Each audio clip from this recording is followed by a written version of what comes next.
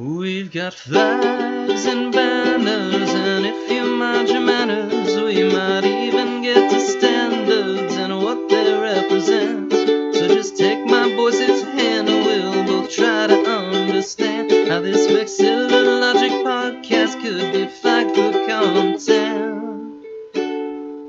Flagged for content. What's up, Vex heads, and welcome to episode 36 of Flagged for Content. It's the only podcast that I even do anymore, so you would think I could get it out when I wanted to. And you know, maybe this is when I wanted to. I know I've missed a couple weeks, I do apologize for that, but I'm gonna try not to miss any more. We will see how it goes. In any case, it's also a Flags for Good podcast, which I mention every week, but even more so this week, because this week I am talking to Lee Herold, the co-designer of the North Star flag for Minnesota. And if you know anything about the North Star flag, especially, you know, like where to buy it, for one, Flags for Good is the place to do so. I think it's one of the two places that the North Star flag even mentions, and the other one is just through them. So yeah, go to Flags for Good. Type in the code flagged for content, for like the digit 4, the number, and you can get 10% off your North Star flag. And honestly, get one soon because it will be the new flag of Minnesota. Anyway, I did not have a prize winner this week for what I told you was a visual gag in the last episode. Another word for a visual pun is a can't. And I kept trying to tell people that my heart can't take it anymore. There was a heart can't. Since I was interviewing Eric Hart, I put a flag up behind me here that had a heart on it, H-A-R-T. That is another word for a buck, a male fully grown deer. So yeah, but nobody got that. I think it was a joke just for me, like a lot of things that I do. Anyway, I think that was, no, I did want to congratulate, though, at Il Bernardi, at I-L Bernardi on Instagram. I think it means the Bernardi in Italian. He successfully told me what, like 5 or 6, I think like 6 flags that I took photos of in Vegas when I was there last weekend. He proved to me that those weren't made-up flags like I thought they were. I assumed they were just made-up flags, like, oh, the hotel's being fancy. No, he was like, there's a horse race that happens twice a year in Siena, Italy. I've been a few times, and I know these. It's for this, and the other. And yeah, great. Thank you, at Il Bernardi. Go check his page out, his Instagram. He's got a lot of photography. It's not all flag stuff. A little bit of flag stuff, but yeah, just some gorgeous photographs, things like that. Go check him out. And I think that was most of what I wanted to get into, other than I do have a Patreon. If you are at the $10 level, you are going to get a bonus episode today, your second of the month. Well, your second of last month. I pushed everything a week, but trust me, we'll get back on schedule.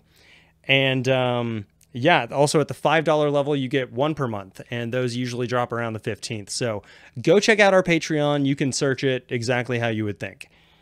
I don't think I really have anything else to get into, so I will just say I had a great conversation with Lee Herold.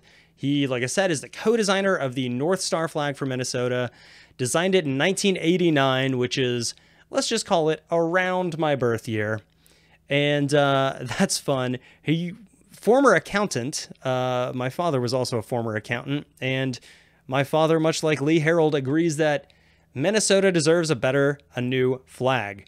My dad even saw a piece on the local news in Tennessee here talking about it, and they interviewed Lee there, and I was like, local news got him first, but I'm not too far behind. Anyway, 2 out of 2 accountants agree Minnesota deserves a better flag, and Lee and I talked a lot about what that could and what that should be. So without any further ado, let's go ahead and get into this episode. Folks, we have an amazing guest for you guys this week.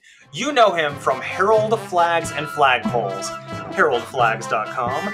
You know him from being very active in NAVA, the North American Vex Society, Association, I should say. And you know him as a designer of, I don't know, a little thing called the North Star flag. It's Lee Herold! Hey, Andrew! Yeah! What's up, Lee? How's it going, man? I'm just sitting around with my flags. Yeah, hey, aren't we all? I am, and I suspect, honestly, over half of our listeners are probably doing the same thing. The problem is they're not flying, they're just hanging, but that's all right. True. Flags, yes, much like starships, were meant to fly, but here they are behind us hanging. Good secondary use, I would say. Anyway, if you can't have them. Absolutely. If you don't have 100 flagpoles outside to accommodate all the flags that you may have. But yeah, so Lee, you said so you're up in Minnesota, obviously. How are things up there? You said you're getting a little Canadian smoke or something. Yes, it's a little smoky. It's like a big barbecue, but air quality isn't great. It's hard on the eyes, but other than that, it's summer, which is always a pleasant thing in this part of the country. I imagine, yeah. Yes, I have not experienced a Minnesota winter. The closest thing I had was I went to school in Boston, and they get some snow, a little bit of lake effect, but nothing like you guys get in Minnesota. So yeah, I can't imagine I think the highest I ever saw was about 2 feet and change. I'm sure that's like an average Tuesday in January for you guys. Yes. But yeah, so that is fun. Yeah, well, like you said, at least it's summer, so that has all thawed. Let's leave. We've got a ton to talk about today. Mostly kind of on one topic, but I am, speaking of that one topic, going to run down the listeners and the viewers, run down what's on the flagpole today. So, listeners, viewers, Vex heads, what we have on the flagpole today is the North Star flag. And that's pretty much it. I know I normally list out a few things here, but we're going to pretty much focus on the North Star flag. Yes, right there. And that is both on our flagpole today and hopefully soon on flagpoles all across Minnesota and all across this great country of ours if you're a fan of good design. But before we do get to that, Lee, I do like to ask my guest, what is your favorite flag other than the North Star flag? Okay. Even as a little kid, I was always impressed with Sri Lanka. Okay. I like the design of it. I like the colors. I like the fact that it was a dark red, and the story behind it becoming dark red. And it's just a very pleasant.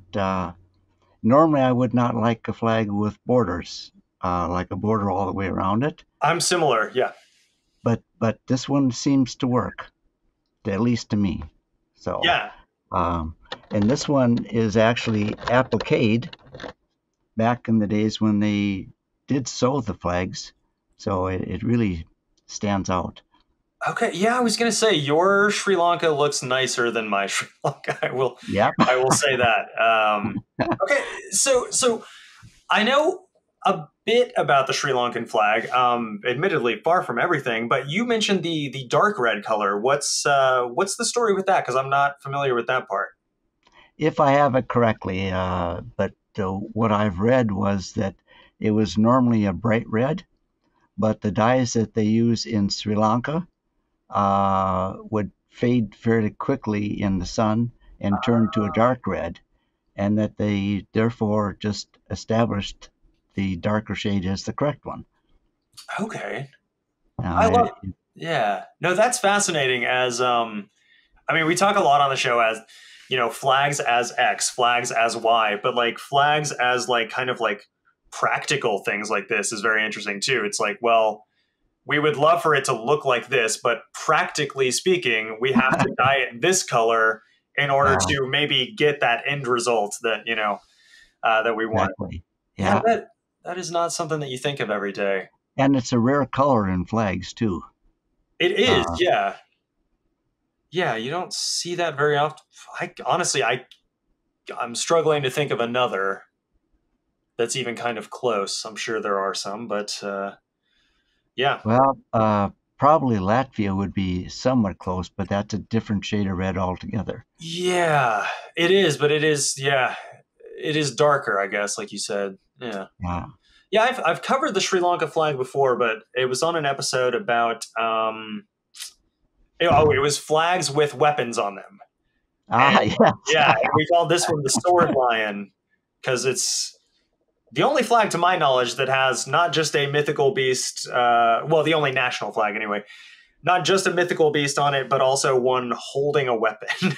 Like the Welsh dragon doesn't have like a scepter or anything like that, you know. So No, it doesn't. Yeah. idea though. Anyway, It's a sword that looks like it would be quite effective too. it does. Yes, yeah, and honestly, kind of gorgeous in the hilt there. Yeah.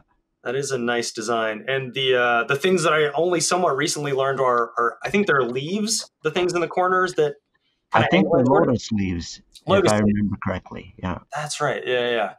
Yeah, Sri Lanka's flag is very cool. I remember seeing it a bit last year when they were having some, I'll just call it political upheaval because I don't remember the exact scenarios and things. But Yeah, quite a bit of political upheaval. yeah, but you saw. But I mean, speaking to like the whole reason we do this show in the first place is like you saw during that political upheaval, tons of people taking to the streets, and what are they taking with them? This flag.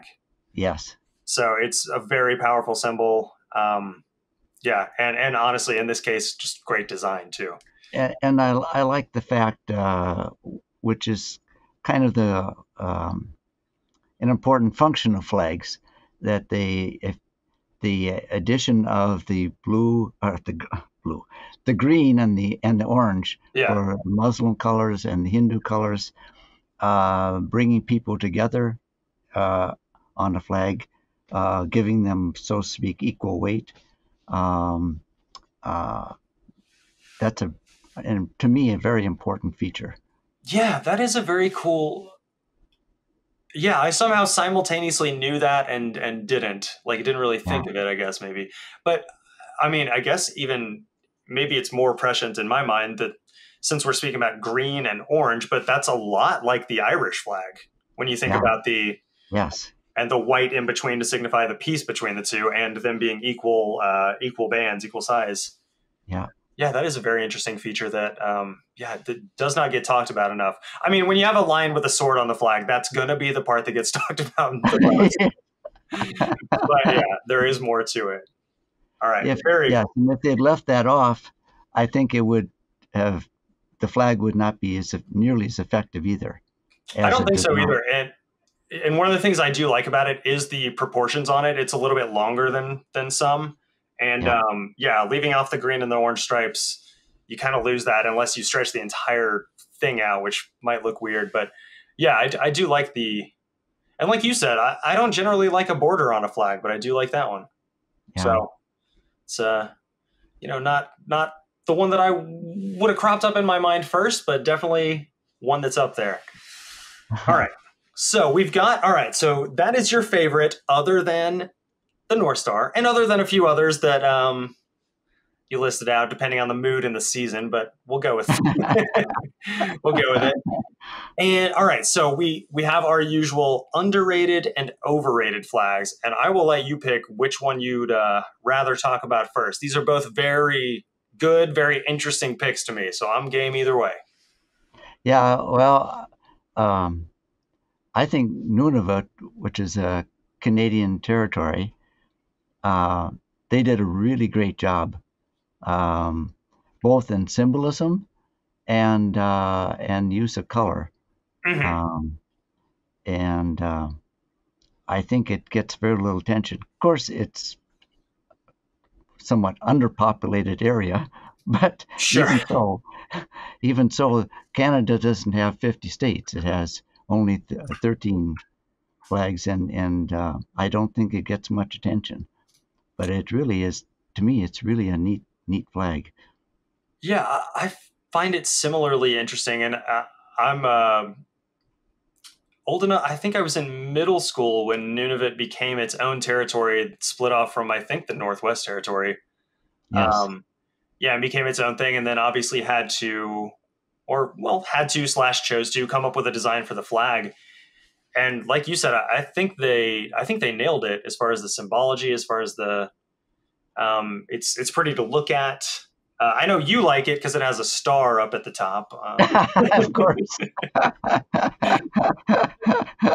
But okay, well, here's something. So not everyone is a viewer of the show. We have a lot that just listen. Would you go ahead and describe this one to the folks who are only listening to this?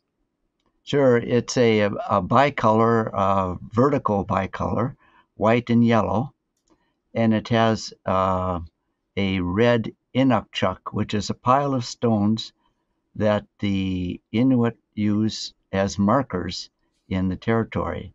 And I'm a little bit out of my depth here to explain exactly Sure. how they use it. Off the top of my head, I think it was as markers so they can see where they're at from a distance, especially in winter conditions. Yeah. Yeah. But they pile the stones up in a pattern so that they can tell it's man-made, not natural. And apparently among the Inuit, it's very important and symbolic. Yeah. So that's red, but it's outlined in black. And then they have a star in the fly area, which is a bit unusual. But I know you would have put it in Canton, but yes, I would have. but yeah, but the Inukchuk dominates, so I think the star just adds a little balance to it and doesn't detract from the overall appearance of the design. Yeah, I think it's quite interesting. And then the Inukchuk goes all the way up the center and divides the two colors, white and yellow, which normally, if you put them together, don't blend very well. Yeah. And I think I've heard from some folks that aren't huge fans of this flag, and they cite the white and gold, white and yellow being next to each other. And my usual response to that is exactly what you just said, is the Inukchuk goes all the way from top to bottom and is infuriated black. So yeah, they don't touch. I understand they're a little close at the top, but I don't personally think that's a design flaw. I think some of them had been to Rome and seen the Vatican flag, but maybe that's just apocryphal. Could be.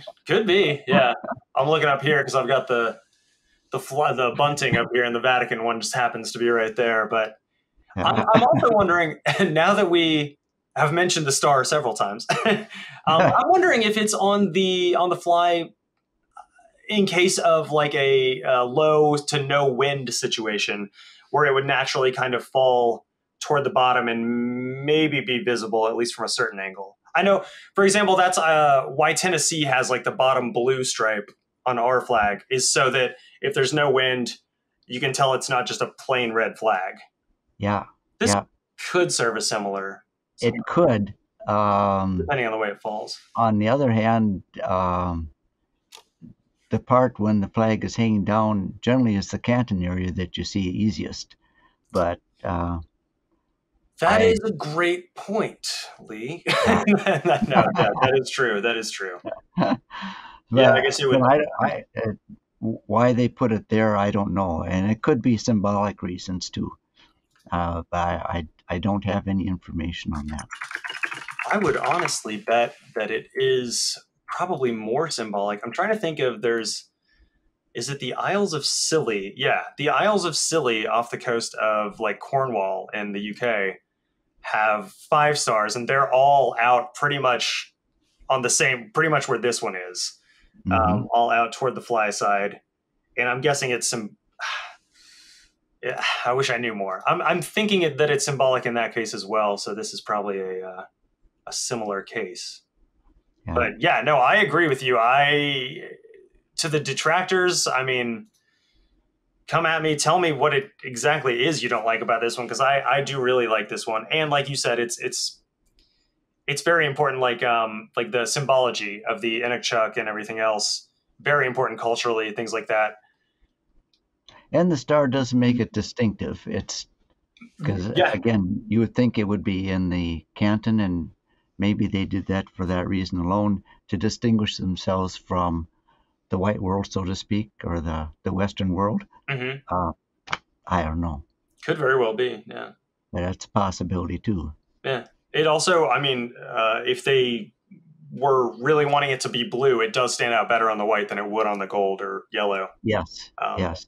A bit anyway too. So, all right. Yeah. I definitely get that. I wholeheartedly agree. That flag is underrated. I think that's the first time it's even come up on this show, which is a shame. We're 37 episodes in now, but this next one that you have for overrated has definitely come up on the show before. It's come up as an underrated. It's come up as an overrated. It's come up as a favorite. The one that got people into flags. It's almost come up as everything, but for the listeners and viewers who haven't already guessed what flag it is, Lee, what flag is your overrated? Oh, California. It's right to it. Yeah, it works. It's popular, and that's the key for any flag. The people that use it like it, and in my book, that's sufficient. However, if you're just comparing it to what you call good design, it's complicated. It has to have words on it to explain it. Mm-hmm. The bear you can't sit down and draw it. You need a manufacturer. You can't make it at home. And it's white. I'm not a fan of white flags. They're okay. Yeah. You don't like to surrender. I get it. Yep, I don't. Never. Never surrender. Never give up. Hey, I mean, we'll get into it, but you've been pushing one flag since 1989, so you do not like to surrender. I like that. But they turn gray. They pick up dirt real easy. Yeah. Yep. And when they're a little older, they don't look good. Or a colored flag may look faded, but I hate trying to think of a nice way to say it. It doesn't look dirty, but I don't mean that it's dirty. It's just it has a not should be washed. Literally dirty, like browning, kind of. Yeah. Not blending in with the bear. Yeah. I wouldn't knock California because they like it, and it's known around the country and world actually. Yeah. So it has been successful, but I think if they took the words off, it would be even better. See, here's my thing. I think so too, or maybe I don't even know the answer to this. Maybe used to think so, because I had Brian Stokel on, designer of the San Francisco Fog and Gold flag, San Francisco, longtime California, San Francisco resident. And he's come up with, he basically, just chopped up a version without the words and kind of like compensated by making the bear a little bit bigger. I think he's even done that and then taken out the grass. Like he's done a lot of different versions of it because like the grass is kind of another problem people cite. And I just don't know if any of them hit the exact same way as the regular one, the normal one. But I have the same commentary that you do. The words, the complicatedness, the complication, whatever. It shouldn't work, but to me, I mean, like you said, it's known around the world for some reason. Yeah, and it's the thing that I've run up against over and over. The status quo is just a very hard thing to beat. It's there, it's established, and the first question you run into is why? Why change it? And if you don't have a really good reason, it's pretty hard to make the argument. That is true. That is a great point. I think places like Utah springs to mind for obvious reasons. They had a really good reason to change theirs, I would say. Yeah. And so that's a little bit of an easier sell.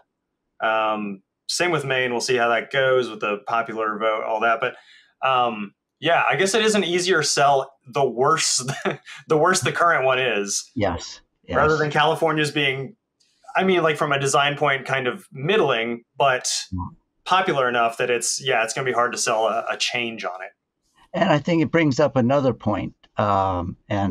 Whitney Smith, the founder, so to speak, of vexillology as a science, he was always very concerned about NAVA and flag groups getting into design because he felt that if you're advocating, you're not studying, you're biased.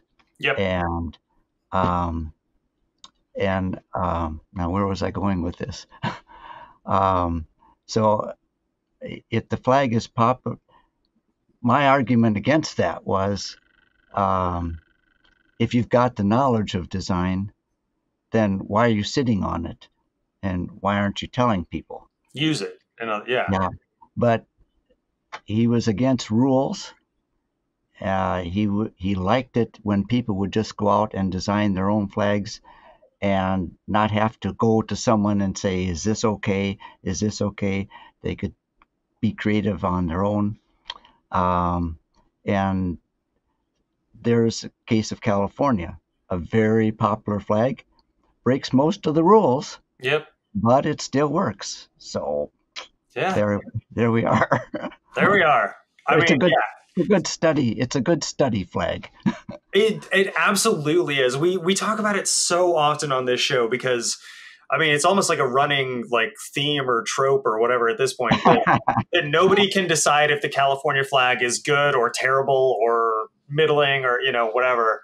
You have it, like I said, you have it overrated. I've had people that said it was underrated, which I think is a little harder to sell for me. But yeah, I would say so. But you know, people that have it as a favorite for sure, and yeah, it's stuck around for a reason, and we keep talking about it on this show for a reason, I guess. Even for me personally, it's I always call it an enigma because I can't figure out if I personally even like it or not.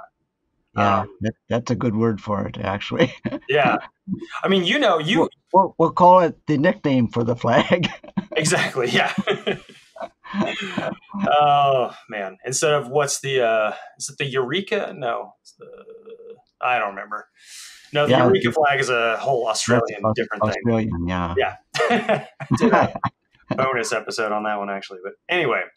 So yes, that is California. Listeners, viewers, you know, wrap that in with everything else we've said about it and form your own opinion on it. But it is time to kind of get into the bulk part of the show. I suspect most people who clicked on this episode to listen to it or watch it know what most of this is going to be about. And that is the North Star flag, which both Lee and I have behind us right here.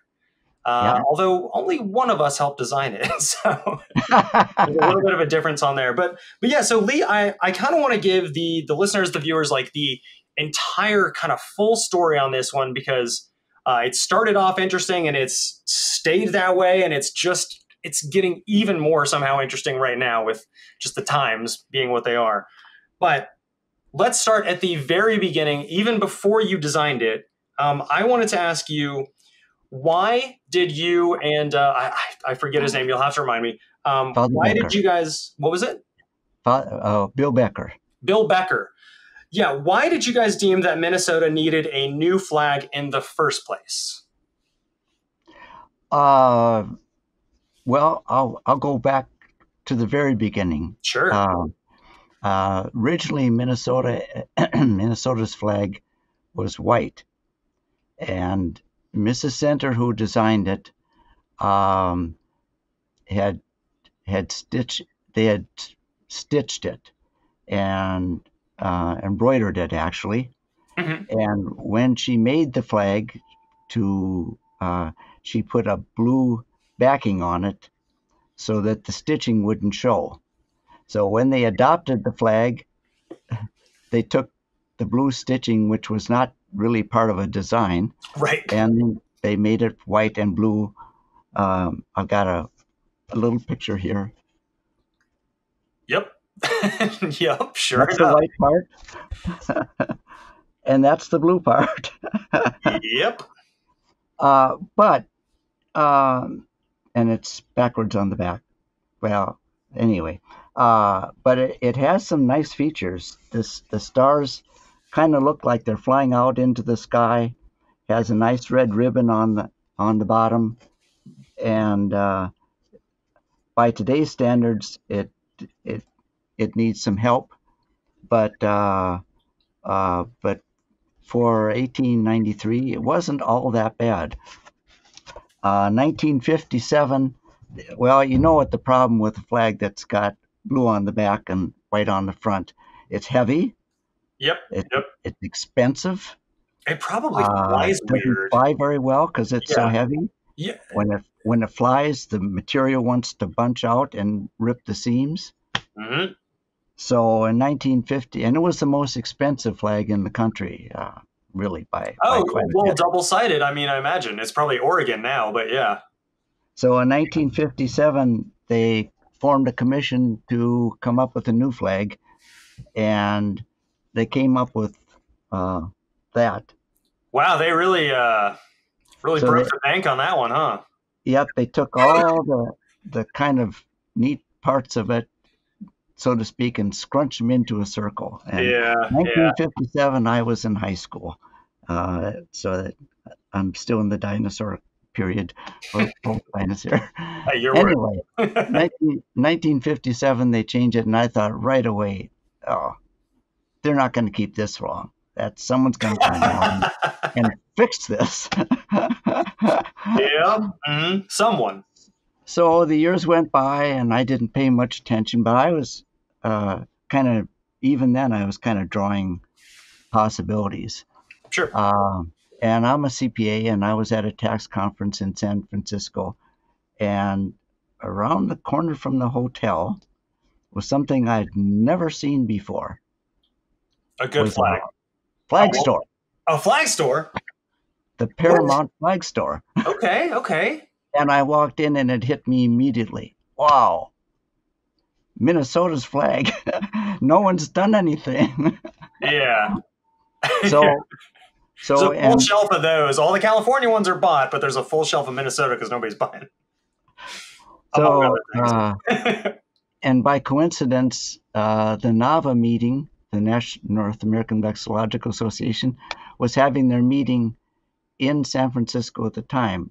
Mm-hmm. And so I got an application, I joined, and I got a letter from Rome in Italy. Father Becker had seen my name as a new member, and he wrote me a letter saying, how do you feel about changing the Minnesota flag? Yeah. We kind of hit it there. Cool letter to receive, yeah. So my thoughts, pretty much. Yep. When he came back from Rome, we went up to the legislature. We both came up with designs. Mine was a tribe band like Ireland with a loon in the center. With a loon? Okay. Is that the state bird? Yeah, state bird. Okay, gotcha. It was pretty awful. But I'd love to see it, but yeah. And we got a good reception actually, and they had hearings, and Father Becker came up with 2 or 3 designs, but they weren't the greatest. And then he came up with the North Star flag, but he had a white star. And I said, Okay. Well, the star on the Minnesota flag right now is yellow, and Minnesota in the winter we get a lot of January and February, but mostly January, where it's really cold and really foggy, Mm-hmm. and you don't see much sun, and that yellow star in those conditions just really pops, just really stands out. And it's kind of cheery, actually. Yeah. So, yeah, he thought so too. He'd make the star yellow. So that's my contribution to the North Star flag. Right. He may have done that on his own. The disadvantage, of course, is that green, white, and yellow are only 3 colors. Now we've added a 4th color. So back then, they needed a new screen. So it brought the cost up a bit, but oh, yeah, I didn't even think of that. I guess you were screen printing these. Yep. Huh? Yeah, yeah. Brings the cost up 1 screen, whatever that was back then, I guess. It was part of the so the yellow star, both for all the reasons you said, but also kind of what we mentioned earlier about it being a little bit of an easier sell. Now, obviously, it's been 34 years or so since, so it must not have been too easy of a sell, although we're getting there, and both in this episode and in real life. But yeah, I can imagine like that yellow star, like the kind of the less you change while still changing the, I don't know, the overall aesthetic, the overall design. I don't know. I think it's good that you kept, well, not kept, I guess, because he had it white, but I like the yellow star infinitely more than I think I'd like a white one, especially with the white already being the wavy. Yeah. It brings out the blue too. I think it does too. A white star wouldn't, it would seem like there's too much blue. Yeah. I can understand that. The flag for the show and the logo for the show, you can probably see on your screen right now, even the blue, red, and yellow. I really like that color combination, but specifically like the fly side of my flag has like an embattled yellow kind of edge on a dark blue, and I agree with you. I really love a yellow on a blue. Yeah. For one reason or another, but okay, so. All right, so you've taken us back through most of the history. You were you signed up for NAVA in 57, is that right? 87. 87. Okay, gotcha. Yeah. So it's 87 now. Well, let's flash forward to 89, which I guess we pretty much have. And he's come up with the overall aesthetic. You've contributed your yellow star, which again, I think you'd be wrong without it. And what's your next move? Do you then start kind of like trying to sell it to the legislature? Do you try and get it out popularly into people's hands first? Or like, I don't know what that looks like in 1989.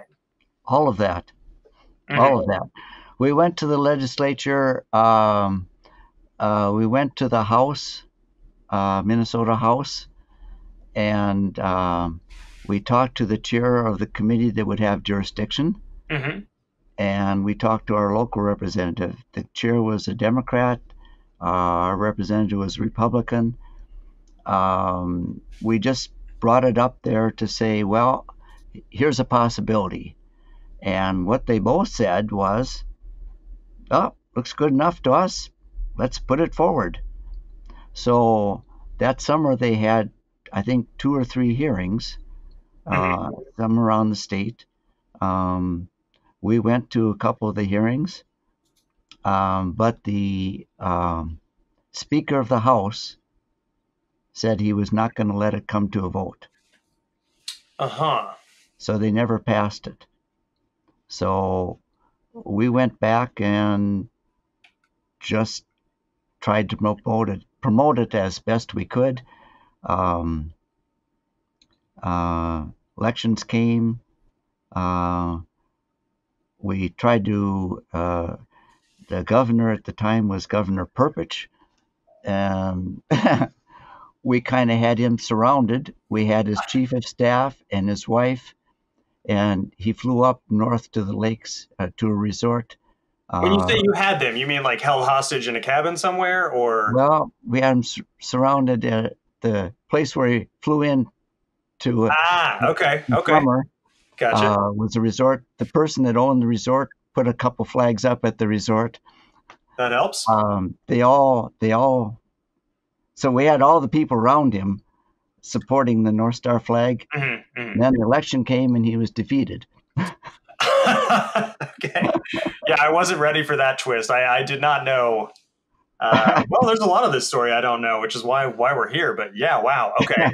So had he been, well, I guess we'll never know. So it's probably not worth thinking about. But so he was defeated, and you didn't really have any like inroads with the winner, the one who was elected. No, none at all. So we just kept trying. We'd go to the legislature and talk to people. We'd try and sell it or promote it the best we could. Sure. And I was at the state fair, and I went and talked to at the Minnesota State Fair, which is one of the country's biggest. A little promo there. Hey, sounds awesome. I love a state fair. Both the Republicans, Democrats had booths there, so I went to both booths with the flag and say, here, look at this. And there was one gentleman there just put his hand on my shoulder and said, "Yes, thank you. Yeah, I appreciate it. Why don't you just keep going?" But 2 years later, he was a state senator, and Okay. he introduced a bill to change the state flag. And so he had hearings, and What if you don't mind me butting in, what timeline or where are we year wise now? now we're in 2000, what, two? Okay, early 2002. 2000s. Okay, so this guy gets in and he's a Yeah. state senator now, and you got a connection. And he had a press conference to support the flag. And had hearings in the House. It passed the committee in the House. That was Republicans. Went to the Senate Okay. and didn't pass the committee. Uh, The chairman was absolutely against it. And he said, "Well, you can vote how you want, but this says Minnesota to me." literally, So, like it literally says Minnesota. yeah. Yeah. I was listening, but I didn't hear her. So, Yeah, I don't blame you. so and then elections came and he got defeated. Good. But it got But a enough attention little that a late. couple Yeah. years later, a state senator, oh boy, what's her name? Escapes me at the moment. Anyway, she introduced it in the Senate, and she was a Democrat, and it passed the committee in the Senate, Okay. but it did not pass in the House. Okay. So we've passed in the House, we've passed in the Senate, but never at the same time, Yep, which is the operable, the important part. yeah, you have to have both. Yeah. Yeah. So basically, when you introduce a bill in the legislature in Minnesota, if one party is for it, the other party is against it, and that's how it's been up until Oh. now, Oh? when Democrats took the House, the Senate, and the governorship. Right. I did know that. Okay. Yeah. So it did pass both the House and the Senate. The governor signed it, and so officially there's now a commission that will pick a Minnesota flag.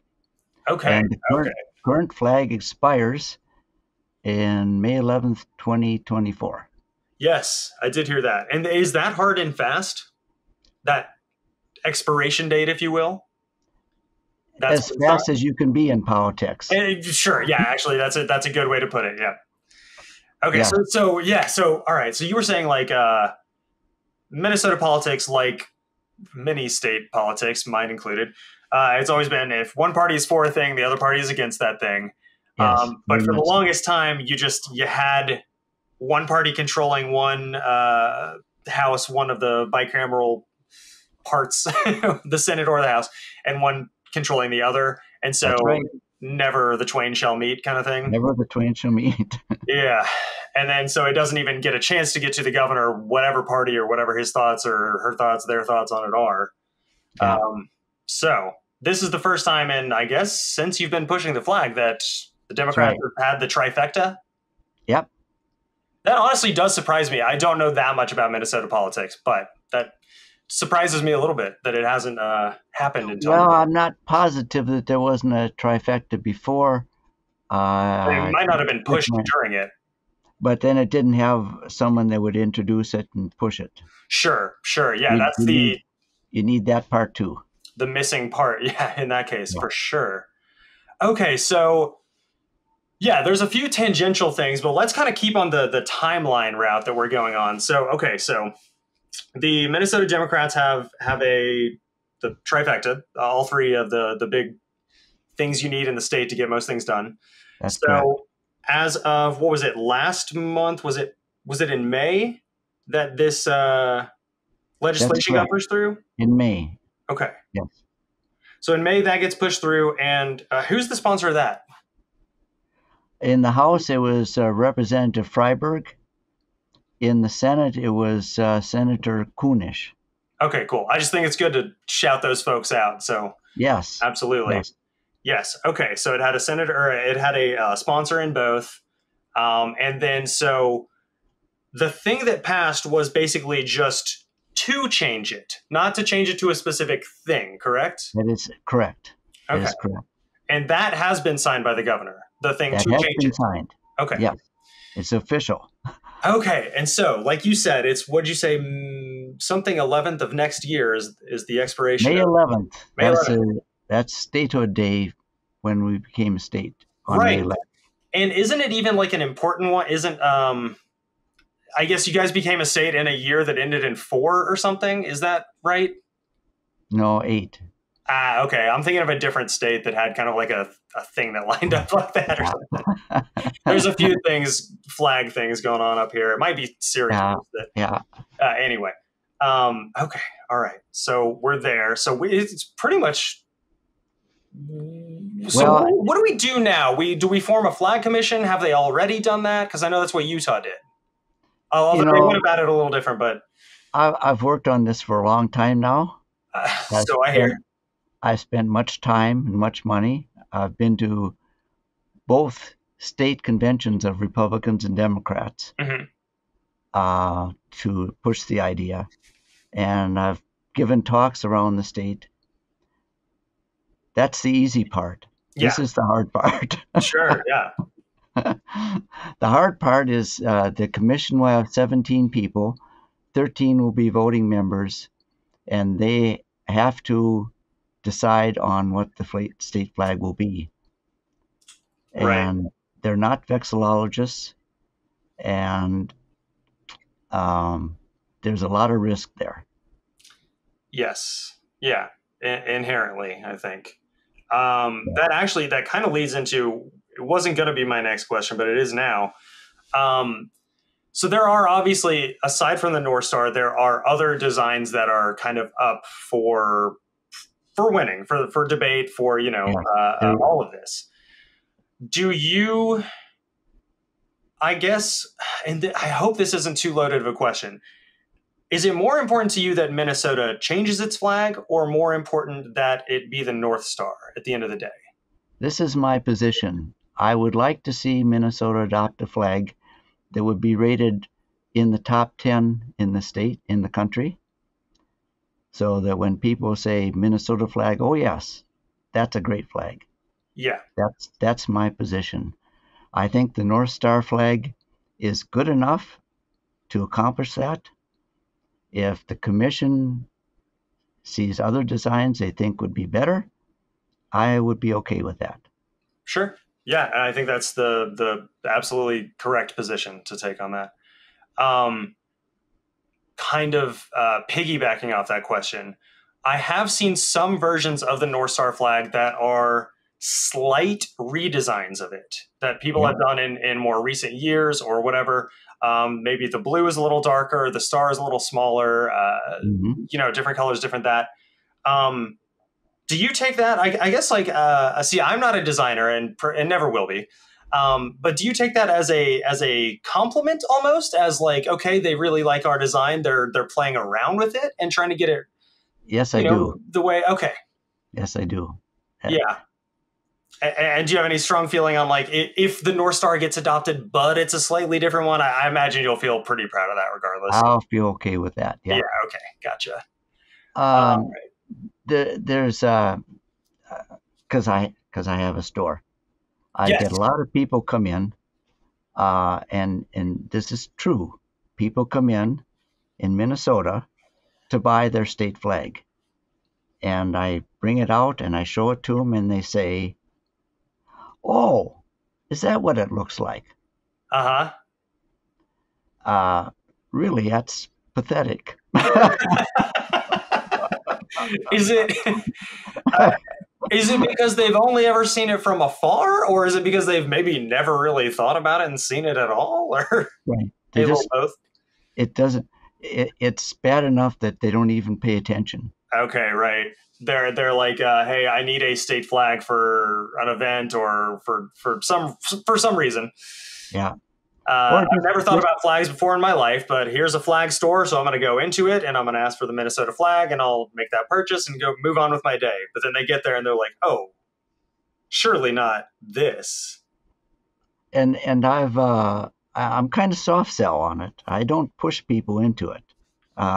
If they buy it, I tell them it's not official, that there is an official flag, but I have them up both the Minnesota flag, up here, both of them, and the North Star flag. And so people will say, "Oh, what's that flag with the star?" And you can tell right away that it grabs them. And I've had people that came in to get the state flag and they say, "Oh, I like that better." And they buy that one. Mm-hmm. And it's not the state flag. Mm-hmm. I consider that more than a compliment. It's that we're on the right path. Oh, that's a coup. I mean, not in the political governmental sense, but yes, absolute coup for you guys. Especially if they're saying things like, "Oh, I like the one with the star on it," because the current one has stars all over it, even in the form of a big star.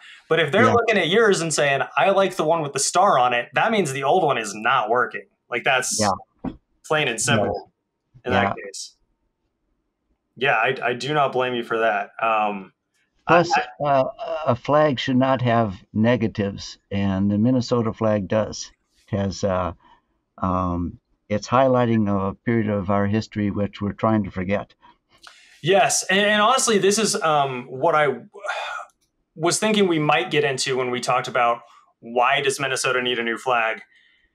Is it's not just like design wise, like pretty mediocre and like always ranks in the bottom like 10 or so of the NAVA stuff, but also could you speak to like kind of what you just hinted at there?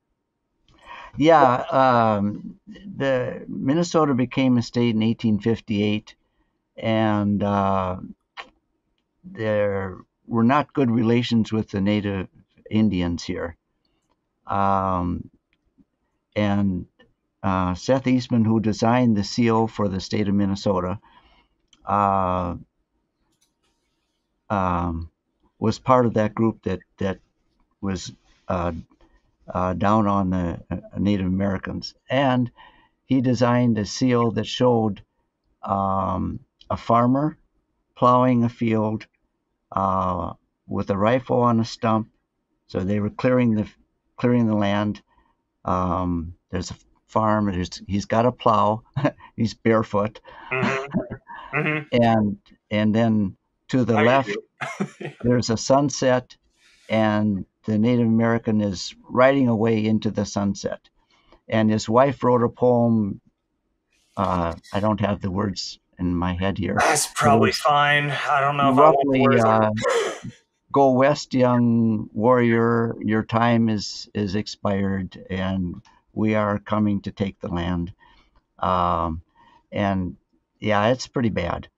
Yeah, I won't lie. I did not know about the poem thing until I was looking it up today. Some of the North Star stuff today. I got it. The poem urged the, quote, red man to flee all the way to the Pacific coast, among other things that are not great in this thing. But this is from an article in the Mankato Free Press. Mankato Free Press. From May of last year, so not too long ago even. And it's both extolling the North Star flag and just saying like we need an update in general as well, kind of thing. Yeah, you've gotten a lot of press. I had to scroll pretty far down. There's a ton of them from 1989 when it first was designed, and then 2000s, 90s, very recent. Yeah. There's a pretty deep page here to go through. But one of them was nice. They said if you take Minnesota on the back, it's backwards, so we're the state of Atozna. Yeah. I think I did read that one. Yep. And Utah had a similar thing with like, we're not Yeah. had to. Yeah. Yeah. Yeah. But I mean, it just speaks to why words on flags are a bad idea. Yep. unless you're going to spend the money to double side them, and nobody realistically is. So it leads to problems. Yeah, that's ridiculous. Yeah. To Yeah. do that. All right. Next thing I wanted to talk to you about. So, as I'm sure you're aware, the Duluth flag is very, very similar to the North Star flag, the Duluth, Minnesota flag. I was wondering, I should have looked up who designed that one. But I can't imagine that it's not based on the North Star. The person that designed it says that he was not aware of the North Star flag. And I wouldn't dispute him on that. Oh yeah, I'm not here to call anybody out over anything. It's just, to me, it seems like it. But it draws from, yeah. Yeah, it's kind of a compliment. Number one. Mm-hmm. Number two, it's kind of telling us that we got the symbols right. That these are things that people do relate to the state. Yeah. So I feel good about it. I don't do know too. how all the people in Duluth feel, but well, I don't know the only thing I know about Duluth in general is the flag, I think. But I was gonna say, I mean, I was gonna ask, but it seems like too silly of a question to even ask. But this Duluth flag, I mean, like the fact that it is a very similar design and was chosen very recently from a poll. From what I see, like there are a lot of these that I don't like, but there are a few good designs in here that it was picked over. I have to think this only helps you, right? Is that the way that you kind of look at it? Yeah, I do kind of look at it that way. Okay. Yeah, I can't imagine it hurting because at least, I mean, I don't know. I can imagine living in Duluth and being like, and seeing the North Star flag come up for a vote and being like, hey, yeah, that'd be awesome if like our city flag and our, be distinct or be related. Yeah, these are definitely being related, I think, in that case. So I think there will be some vote. Sorry. Yeah, no, you go ahead. No, that was all. Go ahead. Oh, yeah, I think there will be some people who say, well, this has already been done. We should pick something different. But I don't think that will be a big item. But there will always be someone. And people, there will be people, because the committee will have 2 Democrats and 2 Republicans. And so there will be opposition to changing the flag within the committee and without. Sure. Yeah, absolutely. So that's an argument that can be used too. But let's see. I think I had one other. Okay, yeah, I had one last question on the flag itself, and then we'll touch on like a couple more legislative things, and then maybe play a little game, and then start wrapping up. But sure. The last thing I had on the flag itself. So you've talked about the design, but what do the things on the design represent to you? What is the white line? You've talked obviously a little bit about the North Star, but what are the colors like specifically? The white in particular. Yeah. Well, first of all, we're the North Star state. There's 3 states in the United States that have the North Star on their flag. Maine, they were the first northernmost state. Minnesota, we were the second northernmost state. And Alaska, they are the third northernmost state. And within the state of Minnesota, the North Star motto is probably the most recognized symbol for Minnesota. So we have the North Star, and that's on the current flag. Mm-hmm. It even says it in French, albeit, but yes. Yeah. Yes, it does. L'Étoile du Nord. Yeah. The current flag is blue. Our state motto is kind of the 10,000 lakes, as we've got 13,000 and some lakes in Minnesota. Mm-hmm. And we're not that big a state. And it's on our license plate, 10,000 lakes. Mm-hmm. So the blue kind of represents the lakes and the kind of a touristy outdoor type of state. Yeah, yeah. And then the green on the current flag is the farmer, so that's agriculture, and the state tree, which is forests. So we're taking the green for the agriculture and forests. Forestry is big in northern Minnesota. And then the white is in heraldry, you separate colors with white or yellow. So Yep, that's yep. a color separator. And of course, up here we say snow. Yeah, yeah. Okay, yeah, that's about what I And would have guessed on the white. it also represents the original flag, which was white. Right, I don't think I would have got there. I don't think my brain would have gone there, but that makes sense. Yeah. And then a wavy line represents water in heraldry. So the wavy line also represents 10,000 lakes. And yeah, it's Yeah, kind of quite a responsibility for one line. promoting the 10,000 lakes. tourist industry in the state here, I guess. Sure, yeah, yeah, absolutely. All right. As you were talking about that, I thought of a question and then I forgot it again. So I may get back to that, but for the time being, let's pretend I didn't. And we'll go ahead and get into so all right. So the legislation stuff. So I did have in my notes like why just now in 2023, but you answered that basically by saying like there is a Democratic majority. Basically, the same party has the trifecta, so that answers that. Not 100%. Okay. So why now in 2023 then? Well, pretend I could add one thing. When I started going out and talking to people in the public about changing the flag, I got a lot of anger. Oh, okay. People would get really upset. What do you want to change? What do you want to change the flag for? Yeah, what's wrong with it? Why? Don't bother me with this kind of stuff. You know, we got more important things to do. But about 5 years ago, that changed, and I have no clue as to why. I would go up to people and say, you know, we should change the state flag, and oh, that's interesting. And up until just the last few years, states were not very interested in changing their flag, and now across the country, states are looking at changing. It's like something is in the air. Yeah. So I don't think it is. Yeah. I don't think it's just the trifecta. I think there's something else that is bringing this to people's minds, and I don't know what it is. You're right. I would throw that out there. Yeah, I can't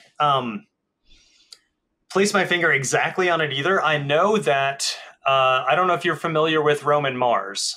He's like a podcast. Yeah, okay. So he did that TED Talk that was very influential. I think that was 2015.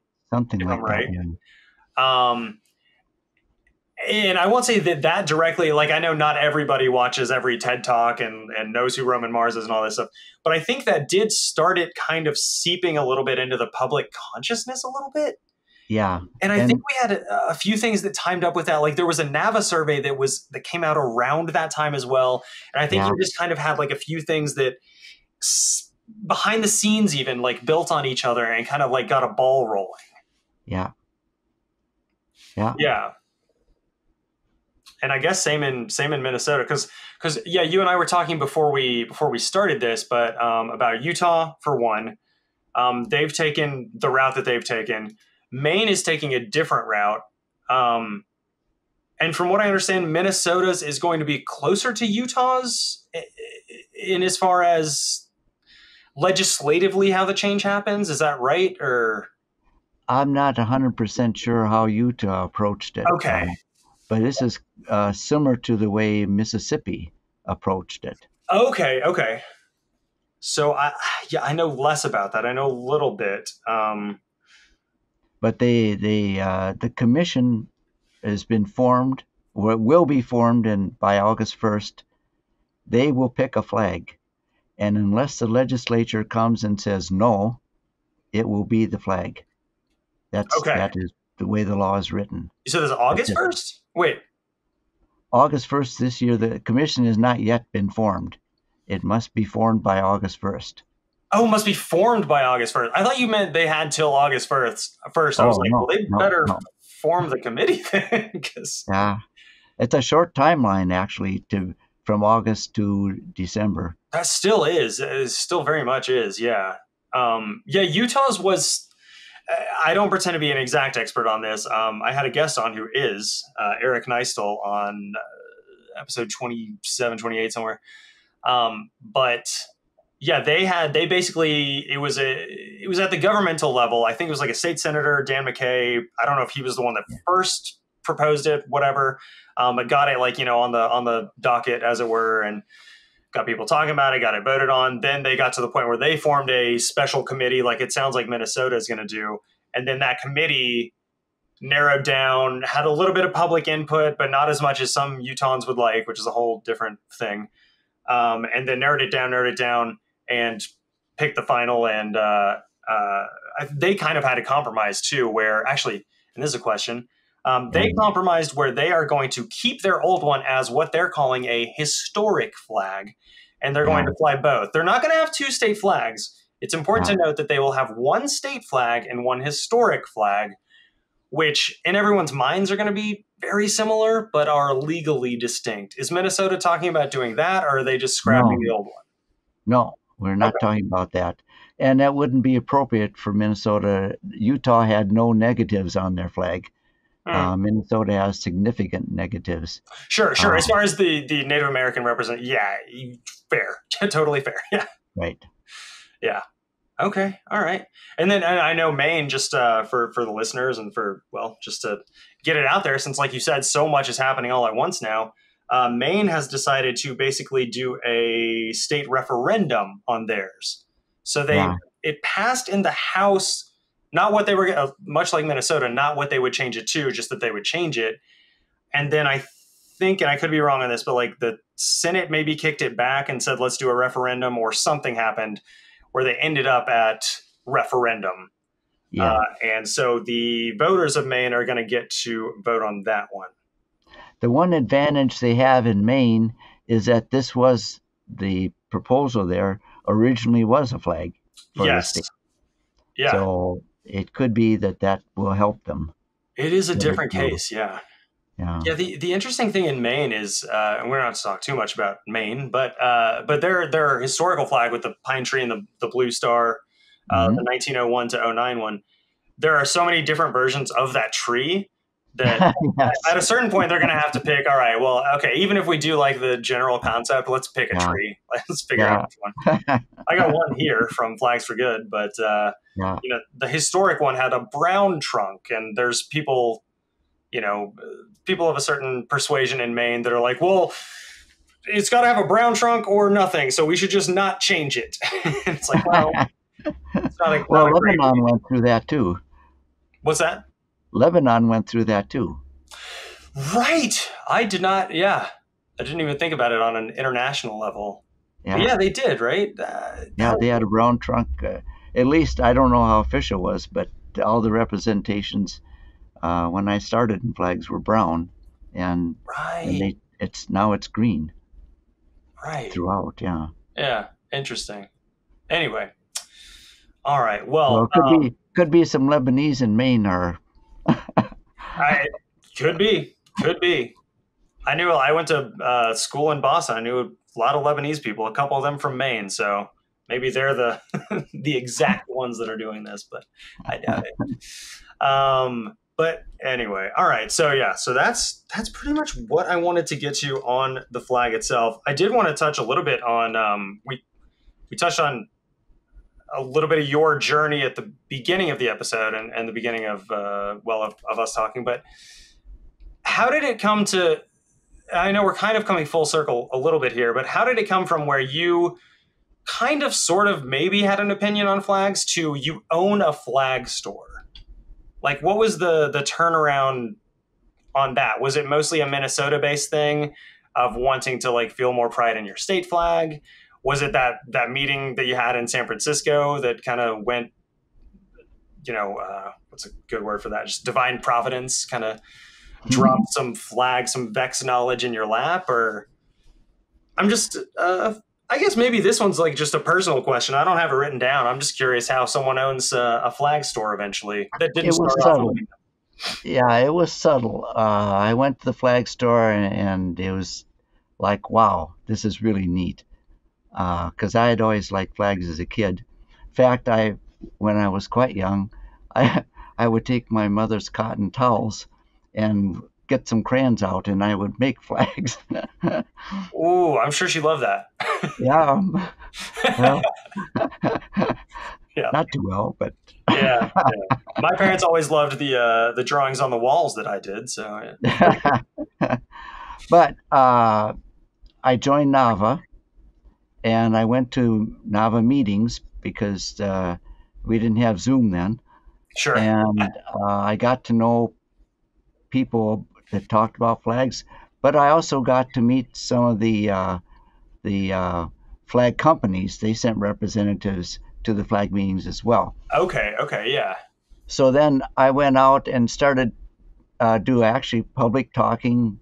Would talk to groups, and I would talk to individuals about the state flag. And I would often get a lot of questions to, well, where can you get flags? Mm-hmm. So I thought, and I'm a CPA, I have had accounting office. Right. I guess that's part of why I was asking, because to go from a CPA to anyway, go on. So I said, well, I talked to the Detra Flag Company president because I had met him at the meetings. And I said, I don't want to be a flag store, but people ask where they can get flags. And I said, would it be possible just to be a dealer so that if someone wants a flag, I could order them? And he said, well, normally we wouldn't do that, but I know you. And if you don't undercut our dealers, Okay. yes, you can do that. You can buy some flags. So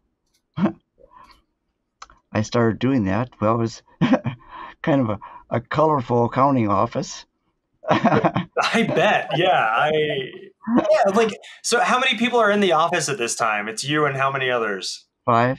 You and 5 others. And are they all looking around like, all right, what's he doing with the flag stuff, with all the materials and yeah, so I just had in the lobby, I had a little corner with a few flags up, and it kind of looked nice actually. I can picture it. It looks nice in my head. But then people would ask, and I would say, yeah, well, we can sell you this flag, and then it just kind of took off.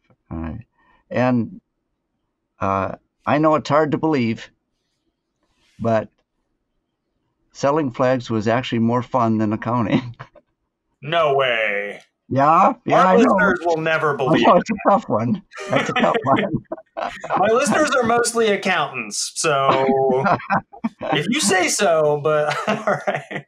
Yeah, no, I can't imagine. So did you get like fully out of the accounting game, or do you still? Yeah, I did that for about 3 or 4 years, and then I just decided Go with the fun one? I'd been an accountant long enough, and I needed something different. I kind of figured out that how much I'd have to sell to break even or to make it work. I guess as an accountant, you can. That's a skill that's kind of locked in. Yeah. Yeah. Fair. So I took the plunge, and I've never looked back. The polar plunge, as many in your state do. Yes. Fair enough. Yeah. Right on. And yeah. I'm more of an observer on the polar plunge than a participant. Myself as well. Yes. Not my cup of tea necessarily. Well, all right, Lee.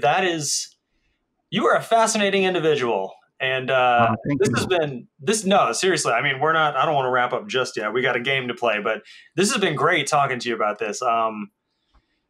For listeners who don't always make it to the end and the plugs and the games, go out, check out the North Star flag. Go check out Lee. Go check out heroldflags.com, right? Yep. And that's Herold, Herold, OLD. OLD. Yep. No. Yes, Yep. No A's. There's correct. Yeah, yeah, yeah. an A in flags, though. Yes, yeah, as always. Yeah. All right. Well, Lee, I've got a little bit of a game that I kind of use as a wind down. Mm-hmm. If you're interested in that, we could play. I think I got about 5 rounds here, or five questions here. All right. So the way that this is going to work, 5. they're short. Yeah, that's why I said questions, not rounds. Rounds makes it sound like we're going to be here all day. But so this is a game that I have created. That I've talked to Ted, and I am going to be presenting this game at NAVA 57 this year in Philly. Oh, wonderful. Yeah. So that'll be fun. And, still kind of getting the sea legs, everything a little bit worked out of it. But what I call this game is Flag Star Reviews. Not 5-star reviews, Flag Star Reviews. Okay. So the way that it works is I've got written up here a few, you know what, like Yelp is, like, right? Like, and like Google reviews, like people leave you like 4 stars and say, it was good, but not great type thing. Yeah. Uh-huh. These are fake reviews written by yours truly for state flags, where the number of stars the reviewer gives it is the number of stars on the flag. Uh-oh. Okay. So I'll give you an example. This isn't a state one, but the example I usually give is if we were doing country ones, and I wanted you to guess Liberia. The question or the fake review may be, the flag is good, but it looks too much like the U.S. flag. 1 star. And so you could say, okay, so it's a flag that looks like the U.S. flag, but they only gave it 1 star, which means it only has 1 star. So something that looks like the U.S. flag with 1 star is, of course, Liberia. Okay, you win. The gist of it, it's a little nebulous. I'm still trying to figure out better ways to probably explain it. Okay. But in any case. All right. Let's go ahead here with this first one. All right, so this reviewer, and these are all state flags, like I said. This first reviewer said, the torch should be bright enough on its own, but clearly it needs some help. 19 stars.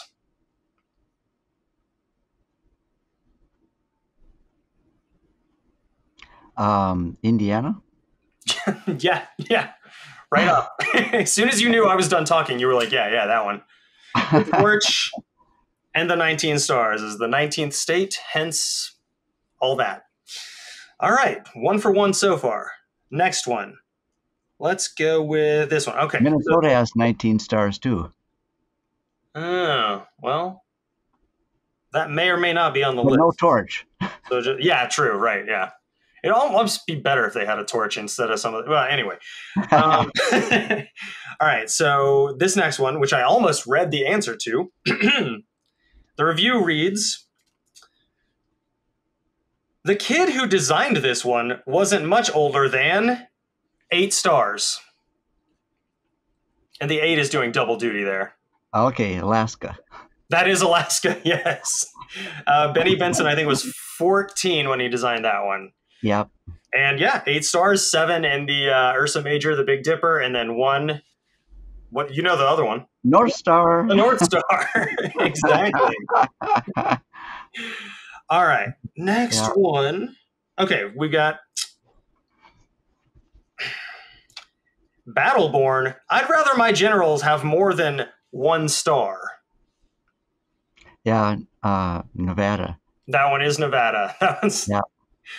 Yeah, you are... I'm lining these up and you are knocking them down.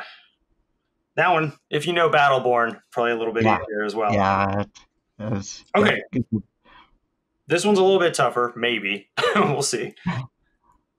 It's definitely shorter, I'll say that. Looks like a reverse Texas. 1 star.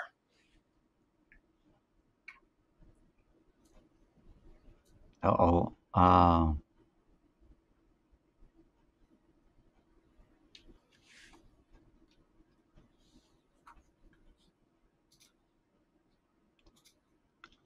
You've thrown me with reverse. It looks like, let's say this. It looks like an upside down Texas. 1 star. Yeah. Puerto Rico? Nope. This one is a state proper. I will say that's not, the things in the review are not the only things on this flag. They're just kind of like the main broad strokes. There's a little bit of writing on it as well. Some dates maybe even. I'm trying to remember other states with flags, and I'm drawing a blank here. Hey, I got to get you on one or else it's not fun, right? Does North Carolina have a star? There you go. There you go. I was thinking of that, but I didn't think it had a star. But yeah, it does. Dang it! I was hoping I'd get you on that one. Yeah. It has a star, pretty much where Texas does, but smaller, and it's in between an N and a C. Yeah. And there's some dates on ribbons. Yeah. Yep. All right,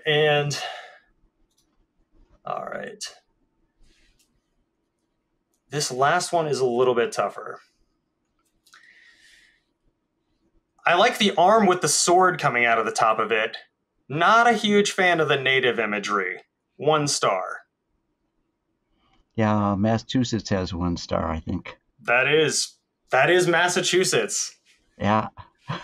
Good job. Well done.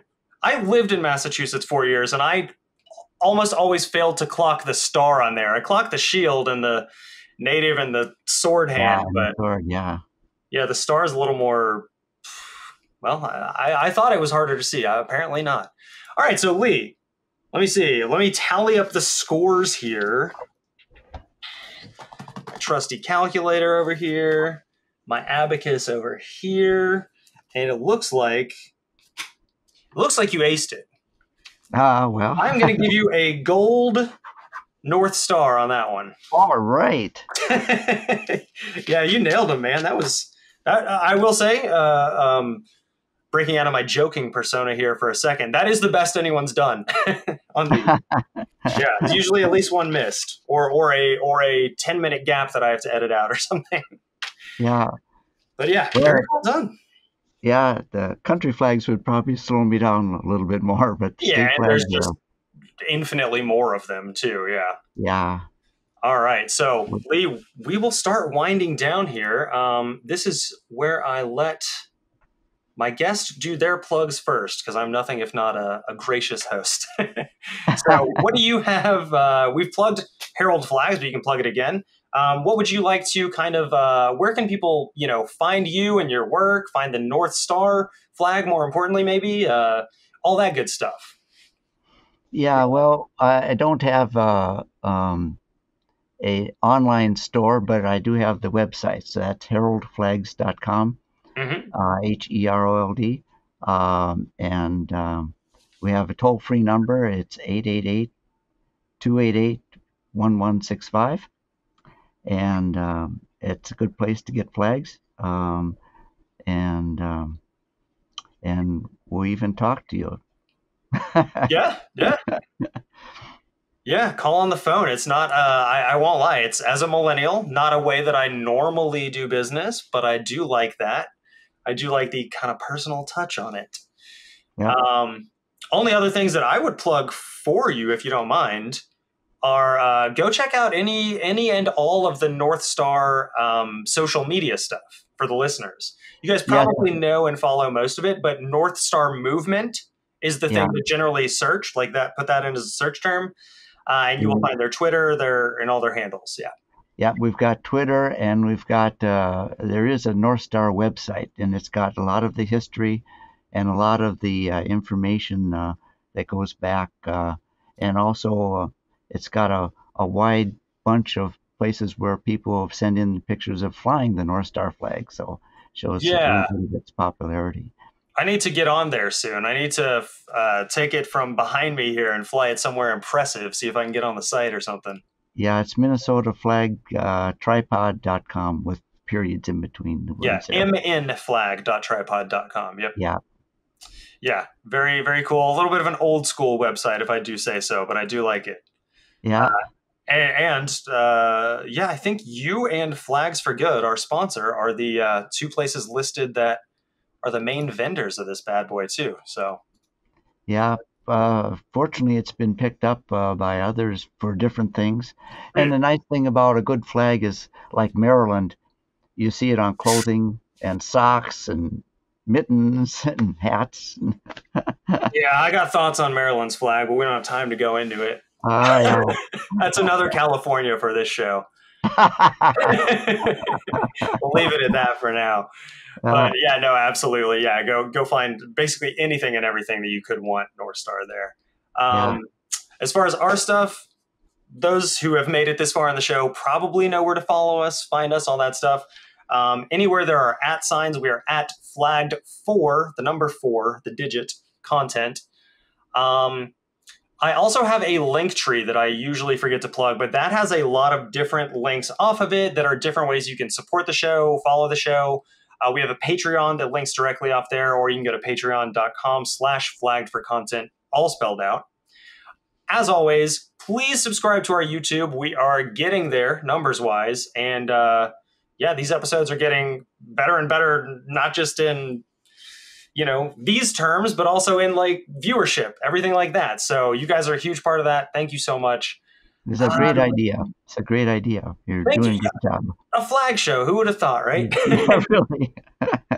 And and join the Discord. I don't have the link for it because it's a weird one. But if you go to the link tree, the Discord link is on there. You can talk to me. We had a game night last night. We played some Jackbox games.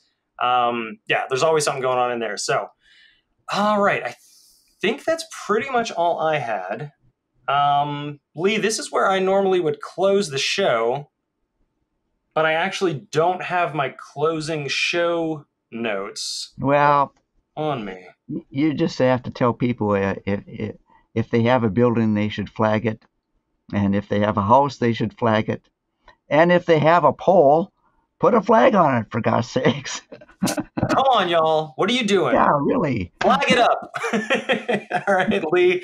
This has been so much fun. Thank you so much for coming on.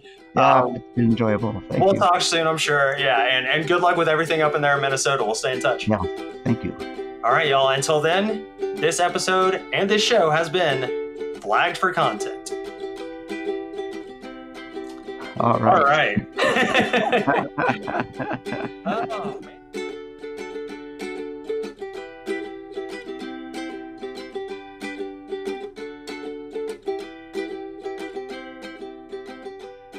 Flagged for Content is a Flags for Good podcast. Go to flagsforgood.com for more info.